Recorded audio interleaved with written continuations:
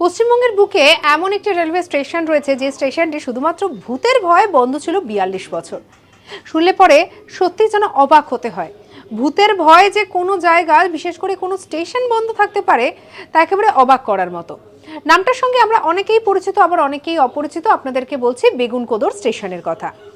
জানা যায় যে পশ্চিমবঙ্গের এই বেগুনকোদর নামে স্টেশনের উপর দিয়ে একসময় ট্রেন চলাচল করত এবং তারপরে নাকি ছড়িয়ে পড়তে থাকে ভূতের ভয়ের ঘটনা। এবং সেই ভূতের হাত থেকে বাঁচতেই নাকি মানুষজন এই স্টেশনে যাতায়াত করা বন্ধ করে দেন। এমনকি এই স্টেশনে ট্রেন দাঁড়ালেও নাকি এমন সব ঘটনা ঘটতো যাতে মানুষজন ভয় পেয়ে যেতেন।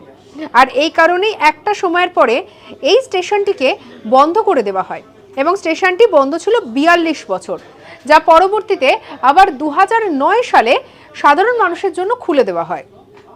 ২০০৯ সাল থেকে বর্তমানে এখানে এখনো ট্রেন চলাচল করছে।